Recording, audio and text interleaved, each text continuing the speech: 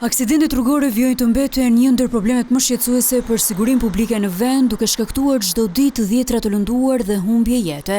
Gëzim Hoxha, eksperti i sigurisë rrugore, shpjegon disa nga shkaqet të cilat ndikojnë në rritjen e numrit të këtyre aksidenteve. Nuk ka drejtues automobili apo motomjeti apo motociklete të aftë pa aftë, ka të kujdesshëm dhe të pa kujdesshëm.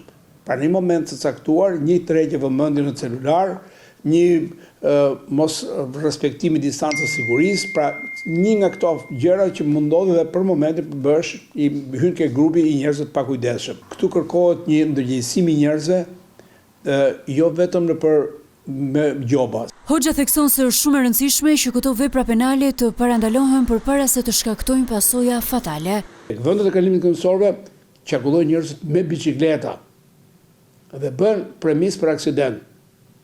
Kryen konflikt me qytetarët, në han atë që quhet kohë. Nëse qarkullon me motociklet në trotuar ose me motomjet në trotuar, ti duhesh arrestuar për vrasje ngelur tentativë, ti duhesh parandaluar, sepse duket si është motomjet, duket si është ciklomotor, duket si është motociklet, po është mjet vrasës të vret. Pra si till ai ka vendin e vet se ku duhet të qarkulloj. Ky është edhe shkaku që janë ndarë me korsi dedikuara, trotuarisht korsi e dedikuar për këmbësorët. Po ashtu eksperti ndalet edhe tek skuterat elektrik, të cilët aktualisht janë të ndaluar për përdorim nga qytetarët. Sipas tij, megjithëse ekziston një ligj, shumë njerëz nuk e respektojnë atë, duke u bërë kështu rrezik për kalimtarët. Skuterat janë mjete lëvizëse. Pra ne nuk kemi në një ligj që i ndalon.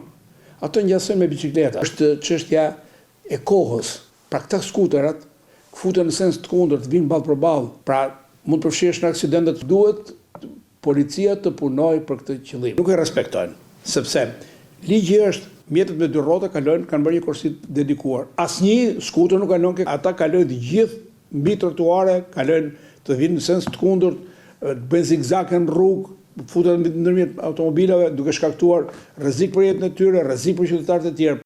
Gjatë periudhës janar-mars 2026 në Spitalin Universitar të Traumës janë regjistruar në total 664 raste traumash të shkaktuara nga aksidentet automobilistike. Të dhënat tregojnë se grupmoshat më të prekura janë 25 deri 55 vjeç. Në krahasim me të njëjtën periudhë të vitit 2025 konstatohet një rritje prej 17% të numrit të rasteve të paraqitura. Për 21 qytetar të aksidentuar, trauma ka rezultuar me pasoja fatale.